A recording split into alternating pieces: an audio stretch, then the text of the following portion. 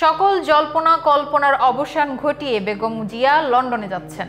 উন্নত চিকিৎসার জন্য শুক্রবার 5 ডিসেম্বর সকালে লন্ডনের উদ্দেশ্যে রওনা হবেন বিএনপি চেয়ারপারসন বেগম খালেদা জিয়া। কাতারের একটি এয়ার অ্যাম্বুলেন্স করে তিনি ঢাকা ছাড়বেন বলে জানা গেছে। এদিকে দুপুরে এভার কেয়ার হাসপাতালে খালেদা জিয়ার শারীরিক অবস্থার সর্বশেষ পরিস্থিতি জানাতে প্রেস ব্রিফিং করেছেন খালেদা জিয়ার ব্যক্তিগত চিকিৎসক ডাক্তার AZM জাহিদ হোসেন। জানা গেছে, খালেদা জিয়ার ছোট ছেলে কোকোর স্ত্রী সায়েদা শমিলা রহমান, ডাক্তার AZM জাহিদ হোসেন সহ মোট 16 জন সফর সঙ্গী থাকবেন।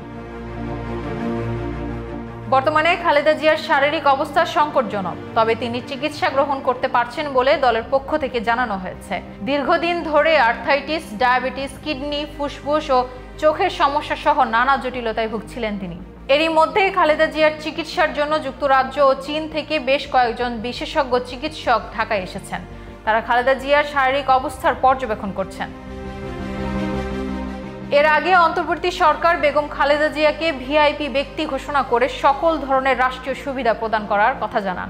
তারই ধারাবাহিকতায় রাজধানীর এভার কেয়ার হাসপাতালের নিকটে দুটি উন্মুক্ত মাঠে বাংলাদেশ সেনাবাহিনী ও বিমান বাহিনীর হেলিকপ্টার পরীক্ষামূলক অবতরণ ও উড্ডয়ন পরিচালনা চলার সময় ধারণা করা হয় তারেক রহমান বিমান বাহিনীর হেলিকপ্টারের মাধ্যমেই দেশে ফিরবেন।